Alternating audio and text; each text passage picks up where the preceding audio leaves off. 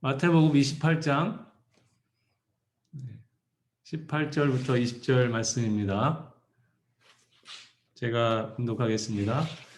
예수께서 나와 말씀하여 이르시되 하늘과 땅의 모든 권세를 내게 주셨으니 그러므로 너희는 가서 모든 민족을 제자로 삼아 아버지와 아들과 성령의 이름으로 세례를 베풀고 내가 너에게 분부한 모든 것을 가르쳐 지키게 하라. 볼지어다 내가 세상 끝날까지 너희와 항상 함께 있으리라 하시니라. 아멘. 아멘. 너무 잘 아시는 말씀이죠? 네, 유명한 말씀입니다. 그런데 여러분은 이 성경 말씀을 접하시면 어떠한 마음이 드시는지요? 정말 지금 이렇게 또 한번 이 말씀을 읽는 것을 들었을 때 이 말씀을 듣자마자 심장 박동이 2배, 3배 빨라지면서 정말 뜨거워지는 열정이 생기는 흥분이 되는 그러신가요? 네. 아니면은 너무 잘 아는 말씀, 너무 암송도 했고 그리고 지상사명으로 알고 있는 매우 중요한 말씀이라고 알고 있지만은 사실은 나의 삶하고 그렇게 상관이 있을까? 그런 어떤 생각이 또 드는, 그리고 어쩌면은 나하고 크게 직접적으로 오늘 살아가는데 연관되지 않는 것 같은, 그래서 어쩌면은 좀 식상하게 다가오는 그러한 말씀이 될 수도 있지 않나. 이 성경 본문으로 설교 본문이 주어졌을 때 어떠한 기대감을 갖게 되는지 생각을 해보게 됩니다. 예수님은 교회의 무엇이죠? 머리시죠. 네. 교회는 예수님의 몸이라는 것을 우리는 너무나 잘 알고 있습니다. 그래서 예수 그리스도는 교회의 머리시고 교회는 예수 그리스도의 몸이라고 알고 있는데, 이 교회는 당신이 생각하는 것보다 크다. Church is bigger than you think라는 책을 쓴 이 패트릭 잔스턴이 뭐라 그러냐면은 교회가 뭐 예수님은 교회의 머리시고 우리는 교회는 몸이라고 얘기하고 있지만 과연 정말 그렇게 행동하고 있는가 교회가? 그런 거에 대한 질문을 던집니다. 그러면 당연히 머리에서 가장 중요하고 가장 우선순위가 있다라고 말을 하면 몸이 그거에 대해서 가장 우선적으로 가장 중요하게 행동해야지 그것이 정상적인 몸인데, 그런데 머리 대신 예수 그리스도가 이것이 가장 중요하다, 가장 우선순위가 있다라고 말씀하신 오늘 함께 읽은 본문이죠. 신약 성경의 첫 번째 책의 마지막 결론, 부활하신 예수님이 제자들에게 하늘로 올라가시면서 남기신 이 유언과도 같은 말씀이라고 우리 교회가 그렇게 중요하게 여겼기 때문에 이 구절을 위대한 명령이다, 지상 명령이다, 대위임령이다, 그레이 커미션이라고 말은 붙였지만 과연 몸된 교회가 머리 대신 예수 그리스도가 말씀하신 가장 우선적인 가장 중요한 이것을 과연 그렇게 여겼는가 하는 것에 대해서 질문을 던지면서 교회가 그렇게 여기지 않고 있다는 것을 이제 도전하는 거죠. 그러면서 뭐라고 있냐면은 교회가, 몸된 교회가 이 그레이 커미션, 이 지상사명 말씀을 belittled, 그냥 별로 중요하게 여기지 않는, overlook, bypass, 간과하거나 그냥 우선순위에서 매번 뒤로 밀리는, 우리의 신앙생활에서 교회의 전체적인 교회의 사역과 교회가 존재하고 지금 교회가 행하고 있는 모든 것에서 항상 간과되거나 우선순위에서 매번 뒤로 밀리는 사이드라인, 다른 것들을 먼저 하느라고 늘 옆에 치워놓고 있는 나에게 지금 당장 가장 중요하게 주어진 일이 아닌 듯이 방관하는 그러한 내용으로 이 예수님의 지상사명, 오늘 읽은 마태복음 28장 18절 20절 말씀을 이렇게 취급하고 있다고 지적을 합니다. 나는 이 구절을 개인적으로 어떻게 대하고 있는가 하는 것을 생각할 때, 그러면서 이제 그 유니버시티 오브 서든 캘리포니아죠. 여기 남가주 대학에서 철학과 교수를 했던 달라스 윌라드라는 영성, 그리스도인의 영성, 제자도에서 굉장히 큰 영향을 주신 분인데, 그분이 제자도에 대한 책을 쓰면서 그 제목을 그레이트 오미션이다 그렇게 이제 비판했습니다. 이거 똑같은 얘기예요. 머리 대신 예수 그리스도가 그레이트 커미션으로 대위임령으로 지상사명으로 줬는데, 실제 몸된 교회가 이 말씀을 취급하고 있는, 다루고 대하고 있는 자세를 보면 그레이트 오미션이 뭡니까? 위대한 누락, 위대한 생략, 위대한 까먹음으로 취급하고 있다고 말하고 있는 거죠. 말은 그레이트 커미션이라고 이 구절에 대해서 말하고 있지만, 실제 교회가 이 구절을 대하고 있는 모습을 보면 위대한 누락, 위대한 생략, 위대한 까먹음으로 취급하고 있는. 뭐 교회는 어떤 다른 다 제3자를 탓하는 게 아니라 교회가 바로 우리죠.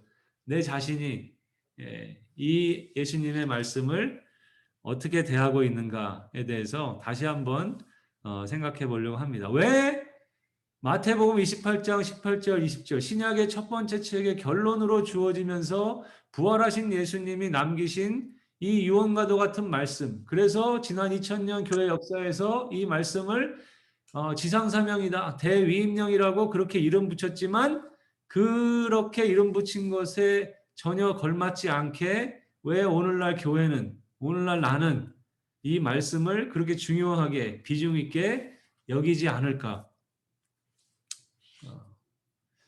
두 가지를 저는 좀 보게 되는데요. 첫 번째는 여기서 이제 예수님이 하신 말씀에서 너희는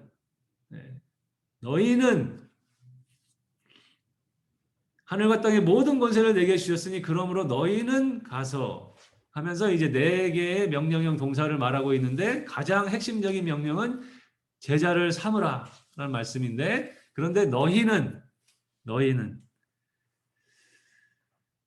왜 이 말씀이 우리에게, 교회에게 지금 이렇게 그 중요성만큼 다루어지지 않는가, 적용되지 않는가를 볼 때, 이 너희는을 오늘날 그리스도인이, 오늘날 내가 나라고 생각하지 않는다는 거죠. 나라고. 부활하신 예수님이 지금 나에게 말씀하는, 그러한 나에게 직접 말씀하시는 것이라고 여기지 않는 것이 아닌가. 오늘날 목회자들이 여기 너희는을 그 목사들이라고 여기지 않는, 오늘날 목회자들이 여기 너희는을 자신이 섬기는 교회라고 여기지 않는 것이 아닐까 하는 나름대로 진단을 생각을 해보게 됩니다. 지금 교회에서 대부분의 성도님들은 자신을 평신도라고 생각을 합니다. 평신도. 그것이 굉장히 중요한 정체성을 나타내는 단어가 됐어요. 왜 이름이라는 것은 굉장히 중요하잖아요. 자기의 정체성을 나타내는 평신도라는 이 용어가 너무나 중요한 정체성이 돼버린 거죠. 그러면서 목회자들은 성도들을 평신도라고 부르고, 성도들은 자기 스스로를 평신도로 취급하면서 그러한 어떠한 인식하는, 성도가 스스로도, 또 목회자가 성도를 평신도로 그렇게 취급하는 것에 익숙해져 버리는 이러한 모습들이 우리 안에서 뿌리 깊게 놓여져 있는 것이 아닌가. 성경에도 없는 평신도라는 단어가 지금 교회의 목회자와 성도를 구별짓는 굉장히 중요한 그 정체성이 돼버렸죠. 목회자와 평신도를 갈라버리는. 그래서 교회에서 저는 평신도인데요 라고 말하는 그런 소리를 자주 듣습니다. 저는 평신도인데요. 여러분 그렇게 말할 때 거기 안에 담겨있는 의미는 뭡니까? 저는 평신도인데요 하는 그 말에는 저의 믿음과 헌신은 여기까지만 하면 되는데요. 여기까지인데요. 저한테 더 헌신을 요구하셔서는 안 되는데요. 저한테 더 자꾸 이러시면은 저 딴 교회 갈 건데요. 어떤 그러한 그건 목사님이나 소명을 가진 사역자들이 해야 되는 몫이 아닌가요? 나는 평신도인데요. 이것이 너무나 뿌리 깊게 자리 잡고 있는 그러한 모습이라는 거죠. 사실 이 문제에 대해서 한국 교회에서 이미 1980년대에 여기에 대한 문제 의식을 가지고 그 옥하는 목사님이라는 분을 통해서 평신도를 깨운다라는 그러한 내용으로 그러한 메시지로 평신도 제자 훈련이 강조됐고 사실 빌립보 교회도 1990년대에 이곳에 개척되면서 송 목사님을 통해서 이제 그러한 성도들을 목회자와 성도의 어떤 구별을 짓지 않고 그들을 사역자와 성도의 어떤 구별이 아니라 함께 사역자로 세워져 가는, 그래서 이제 머슴교회 10가지 가치에서도 평신도 사역이라는 그러한 가치를 말씀하신 거죠. 그런데 그렇게 40여 년, 또 빌립보 교회도 지난 한 30년 가까이 지나왔지만 그러나 여전히 목회자와 평신도의 구분은 사라지지 않고 성도들이 갖고 있는 정체성은 평신도라는 비성경적인 가치를 갖는 것이, 이것이 우리가 지금 추구하는 건강한 교회 본질을 회복하는 일에 굉장히 큰 장애물, 걸림돌이 돼 있다고 생각이 됩니다. 그래서 저는 감히 평신도를 깨워서는 안 된다, 그렇게 말씀드린 거예요. 평신도를 깨워서는 안 된다. 평신도를 깨우면 안 되고 평신도를 아예 없애야 된다. 평신도라는 단어 자체를 아예 없애야지, 없애야 되는 거 아닌가. 그래야 예수님께서 지금 하늘과 땅의 모든 권세가 내게 주어졌으니 그러므로 너희는 이라고 말할 때 그 너희는 바로 목회자든지 성도든지 누구든지 예수님을 따르기로 한 사람이면 바로 그 자신에게 하신 말씀이라는, 나에게 하신 말씀이라는 그러한 분명한 의식을 가져야 된다는 거죠. 그런데 이 마태복음 28장의 이 지상사명에 대한 이 말씀이 어제 오늘의 이 문제가 아니었어요. 1792년도 19세기가 시작되기 바로 그 전에 영국의 가난한 구두 수성공이었던 윌리엄 캐리가 성경 말씀을 읽기를 좋아했거든요. 구수수선을 하면서도 그가 성경을 꾸준히 읽으면서 시골교회에서 이제 말씀을 가르치는 그런 20대 초반에 목사가 됩니다. 가난한 시골교회에 목사가 돼가지고 이제 아주 목사님들이 많이 모이는 모임에 참석하게 됐는데 거기에서 20대 초반에 갓 목사가 된 윌리엄 캐리가 말할 기회도 주어지지 않았지만 거기서 그래도 한 기회를 얻게 됐어요. 그래서 평소에 고민하던 이야기를 합니다.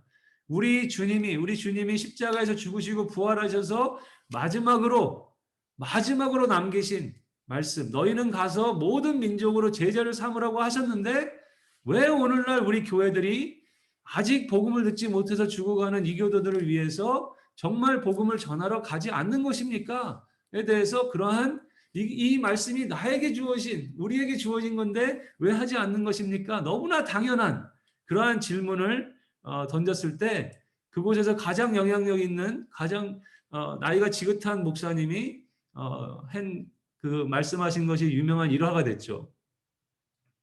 여복의 젊은이 거기 앉으라고. 만일 하나님이 이교도들을 회심시키는 일이 기쁘신 일이라고 생각하신다면 우리의 전능하신 하나님은 자네나 내 도움이 없이도 충분히 그렇게 하실 것일세. 여기에서 이 젊은 영향력이 없는 윌리엄 캐리는 엄청난 좌절을 합니다. 당시의 교회의 큰 장애를 보게 되는 거예요. 하나님의 말씀은 분명히 그렇지 않은 것이라고 확신이 오는데 교회가 이것을 담지 못하고 있는 모습 속에서 고민하다가 그가 하나의 글을 쓰게 됩니다. 그 글을 쓴 것이 뭐냐면은 이교도의 회심을 위하여 수단을 사용해야 할 그리스도인의 책임에 대한 질문이라는 아주 긴 제목의 아주 얇은 책을 쓰게 됩니다. 이 책이 사실은 근대 개신교 선교의 결정적인 역할을 하게 되고 근대 개신교 선교가 전 세계로 확산되는데 본물과 같은 역할을 하게 됩니다. 거기서 그 윌리엄 캐리가 던진 세 가지 탐구, 세 가지 질문이 뭐냐면 그 중에 하나가 우리 주님이 자기 제자들에게 주신 이 위임령이 지금도 바로 바로 오늘 우리 교회에도 똑같이 구속력이 있는지에 대한 탐구를 한다는 거예요. 너무나 당연한 얘기 같지만 사실은 오늘날도 해야 되는 것 같아요. 오늘날도. 지금 2000년 전에 당시의 예수님의 제자들에게 부활하신 예수님이 말씀하신 그 말씀이 사실 오늘 우리에게, 오늘 교회에게, 오늘 나에게도 똑같이 지금 나에게 말씀하고 있다는 그 의미를 회복해야 되는 그것이 동일한 메시지로 주어진다고 믿습니다. 사실 이걸 통해서 저 책 제목 가운데 그 당시의 배경으로는 중요한 단어가 뭐냐면 수단이에요, 수단. 그 means라는 것이 이제 그 하나의 돌파구가 되면서 이제 선교 단체들이 여기서 생기게 된 거거든요. 그래서 오늘날 있는 선교 단체의 그 모태가 여기서 이제 시작돼서 지난 200년 동안 복음이 전 세계로 확산되는데 결정적인 역할을 하게 됩니다. 그래서 윌리엄 캐리를 근대 개신교 선교의 아버지라고 이제 칭하는 이유가 거기에 있습니다. 그런데 긍정적인 그러한 영향이 있지만 사실 부정적인 그러한 결과도 가져온 것을 보게 돼요. 사실 이러한 흐름 때문에 이 마태복음 28장 18절 20절 18절에서 20절 말씀을 오늘날 교회들이 이것을 선교사들에게 해당하는 말씀으로 또 여긴다는 거예요. 선교사들에게. 그래서 이 성경 구절은 주로 선교 헌신, 선교 주간에 언급되는 그러한 구절로 사용되는 것을 보게 돼요. 그래서 여기서 이 말씀을 한 너희는을 오늘날 예수님을 따르기로 한 우리 모든 그리스도인들에게 적용이 돼야 되는데 그것을 해결하기 위해서는 두 번째는 하늘과 땅의 모든 권세를 내게 주셨다는 이 의미를 다시 한번 돌아봐야 된다고 생각을 합니다. 예수님의 마지막 유언은 너희는 가서 모든 민족으로 제자를 삼으라는 그러한 말로 시작한 게 아니라는 거예요. 예수님께서 부활하시고 십자가에서 죽으시고 부활하신 다음에 제자들에게 남기신 마지막 말씀을 하실 때 어떻게 시작하셨냐면은 하늘과 땅의 모든 권세를 내게 주셨으니 그러므로 너희는 가서 모든 민족으로 제자를 삼으라 라고 말씀하셨다는 거예요. 그런데 이 하늘과 땅의 모든 권세를 내게 주셨으니 하는 이 의미가 오늘 나에게 오늘 교회에게 얼만큼 비중인 얼마나 실제로 리얼하게 다가오는지 다시 한번 질문을 던져야 된다고 생각이 듭니다. 사실 이 마태복음에서 이 권세라는 단어가 굉장히 중요한 단어로 쓰이고 있는 것을 보게 됩니다. 권세, 엑스시아라는 이 헬라어가 굉장히 의미 있게 나온다는 거예요. 그리고 마태복음을 읽다 보면은 굉장히 이제 좀 특이한 부분이 이 마태가 예수님께 부르심을 받는 장면이에요. 사실 이 장면이 너무 그냥 어떻게 예수께서 그곳을 지나가시다가 마태라는 사람이 세관에 앉아 있는 것을 보시고 이르되 나를 따르라 하니까 일어나 따르게 됩니다. 마태는 지금 로마 제국의 그 권세 아래서 자기가 돈을 벌고 직업을 얻어가지고 세관의 일을 하고 있는, 세관에 앉아 있는데 예수님이 나를 따르라고 하니까 일어나서 따르라. 즉시 따르는. 마가복음에 보면 즉시 따라가는 그러한 모습을 보게 됩니다. 이런 일이 어떻게 가능한가? 사실 이 장면만 보면 사실 이해하기 쉽지 않습니다. 그런데 그 앞에 쭉 이어지는 내용을 보면은 그것이 예수님의 권세, 예수님의 권능에 대한 이야기가 계속 이어지고 있어요. 사실 그 바로 위에 마태가 부르시 예수님이 나를 따르라 하니까 바로 따르는 그 바로 위에 보면은 중풍병자를 고치시는 마태복음 9장 이야기가 나옵니다. 거기서도 이 중풍병자를 고치니까 인자가 세상에서 죄를 사하는 권능이 있다는 그러한 표현을 말씀하시고 무리가 보면서 이러한 권능을 사람에게 주신 하나님께 영광을 돌린다면서 권능이라는 권세라는 엑수시아라는 그런 단어를 쓰고 있죠. 그리고 그 바로 8장에서는 바람과 바다마저도 이 사람이 어떠한 사람이기에 바람과 바다마저도 순종하는가? 그 권위, 권세에 대해서 얘기하고 있어요. 그리고 백부장 하인, 그 하인을 고치시는 이야기에서 그 백부장의 놀라운 믿음을 보여주고 있죠. 말씀으로만 하시면 내 하인이 낫겠습니다. 그러면서 그 사람이 뭐라 그러냐면은 어토리티라는 그러한 용어를 씁니다. 그러면서 예수님의 그러한 어토리티, 예수님의 권세에 대해서 그 인정하는 것을 나타낼 때 예수님이 이 사람의 믿음, 이방인의 믿음에 대해서 인정하시는 거죠. 그 다음에 나병 환자를 치유하실 때 나병 환자가 주가 원하시면, 주께서 원하시면 예수님이 어떠한 권세가 있는지를 믿음으로 고백하는 거예요. 그리고 사실은 산상수훈으로 시작되는 마태복음의 내용이 끝날 때 예수님이 그 산상수훈을 마치니까 무리가 그 가르침에 놀라게 됐을 때 그 가르치는 것이 권위 있는 자와 같고 그 당시에 다른 배웠다고 하는 서기관들과 같지 않은 어디서 보지 못한 권위, 권세. 사실은 이 흐름 속에서 이러한 예수님의 권위, 예수님이 어떠한 권능을 가지고 있는지를 계속해서 관찰하고 옆에서 봤을 때 그럴 때 예수님이 마태에게 와가지고 나를 따르라고 하니까 거기서 마태가 즉시 예수님을 따라가게 되는 거죠. 그러면서 십자가의 죽음과 부활을 통해서 예수님이 이제 하늘과 땅의 모든 권세가 나에게 있으니 그러므로 너희는 가서 제자를 삼으라 라고 말씀하실 때 우리가 과연 지금 지금 4월 달에 우리가 이제 고난주간과 부활절을 맞을 거잖아요. 이 부활절을 통해 가지고 우리는 올해 또 어떠한 부활하신 예수님을 만날 것인가? 이 고난 십자가의 죽음과 부활의 어떠한 의미를 올해는 우리가 또 개인적으로 또 교회적으로 생각하게 될 것인가? 그런데 정말로 그 십자가의 죽음을 통해서 모든 죄를 대속하신 그 은혜와 정말 부활의 그 권능을 가진 예수님께서 하늘과 땅의 모든 권세가 나에게 있으니 그러므로 너희는 가서 제자를 삼으라고 하시는 이 말씀을 과연 우리가 얼마나 실제로 경험하면서 그 권위 앞에 서 있는지를 반드시 물어봐야 된다는 거죠. 그랬을 때 이 마태는 그 권위가 마치 눈덩이처럼 불어서 자기 앞에 오니까 나를 따르라는 말 앞에서 그냥 예수님을 따를 수 있게 된. 그래서 저도 다시 한번 하늘과 땅의 모든 권세를 가지신 예수님, 그 예수님 앞에 예수님이 가진 권세를 내가 얼마큼 지금 그 앞에 이번 고난지원과 부활절 앞에서 확실하게 내 믿음 가운데 담아낼지 그것이 고민입니다. 그것이 기도 제목입니다.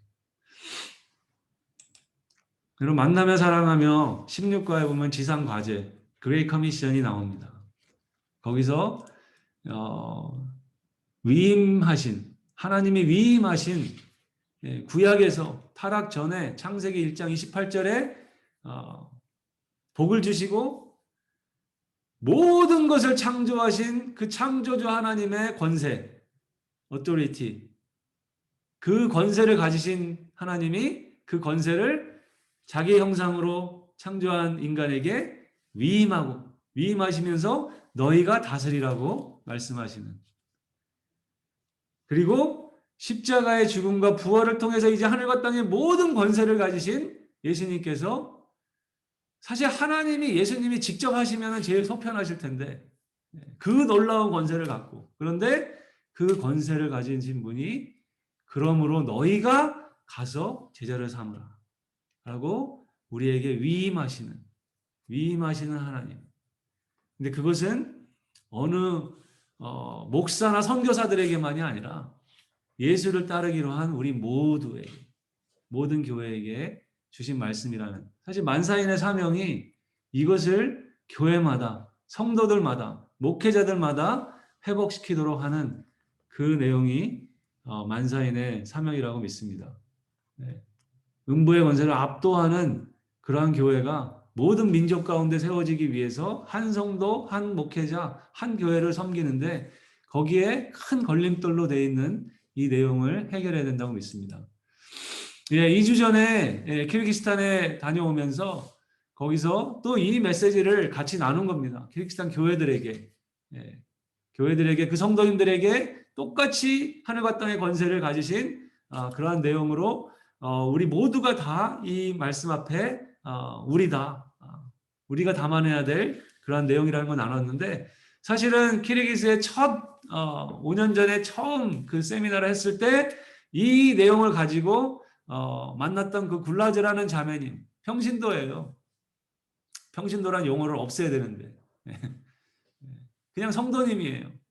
그런데 그가 시베리아에 있는 자기 친구에게까지 가서 정말 그에게 복음을 전하고 양육하는 그 자매님을 잠깐 그 비시케크에서 1시간 떨어진 지역에서 만났을 때 정말 그 자기 동네에 있는 그 키르기즈 자매, 우즈벡 형제랑 결혼한 한 자매를 만나서 사랑하는 그러한 내용 가운데서 이제 만사를 가지고 그 양육을 시작하는 그러한 내용을 정말 열정과 기쁨을 가지고 나누는 것에 큰 감격과 도전이 됐습니다.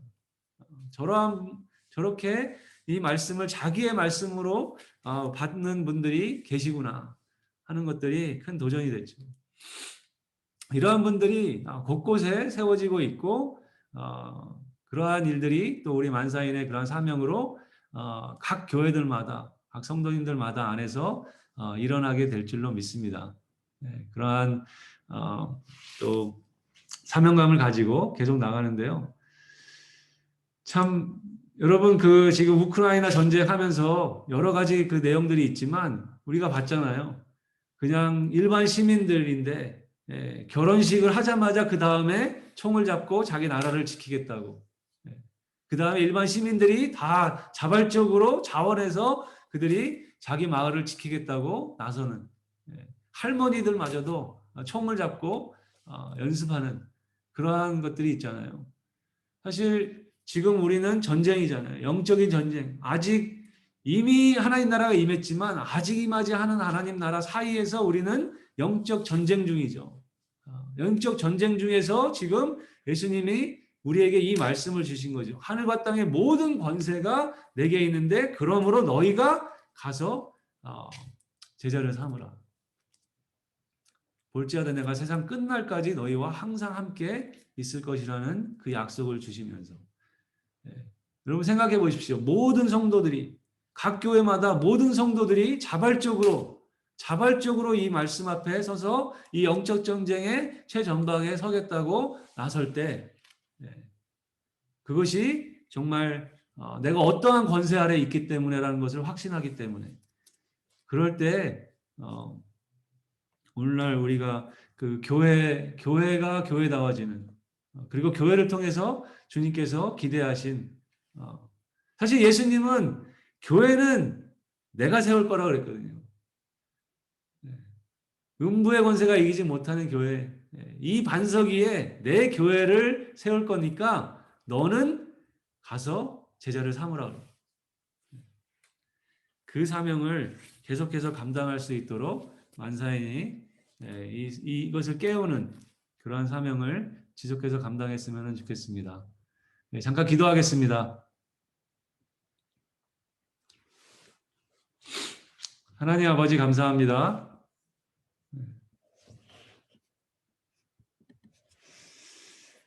저희들에게 다시 한번 우리가 어떠한 권세 아래 있는지를 돌아보기를 원합니다. 사실은 이 세상의 권세, 음부의 권세, 공중의 권세 잡은 자의 권세, 끊임없이 오늘 하루하루 나에게 찾아와서 그 권세 아래 두려고 그렇게 도전하고 유혹하고 다가오고 있습니다. 하나님 아버지, 이 십자가의 고난과 죽음과 부활이 있는 이 4월을 맞이하면서 하나님 예수님의 십자가와 부활을 다시 한번 그 앞에 서면서 하늘과 땅의 모든 권세가 내게 주어져 있다는 이 예수님의 그 말씀이 진정으로 나에게 나의 믿음 가운데 다가올 수 있도록 은혜를 베풀어 주시옵소서. 나의 삶 가운데 내가 생각하는 나의 미래와 나의 삶의 모든 영역 가운데 또 사역 가운데 교회 가운데 하나님 이 부활하신 예수님이 말씀하신 이 권세 아래 있다는 것을 믿게 해 주시고 그 권세 아래서 우리가 무엇을 추구해야 되는지를 잊지 않는 그런 저희들이 될 수 있도록 은혜를 베풀어 주시옵소서. 감사합니다. 예수님의 이름으로 기도했습니다. 네.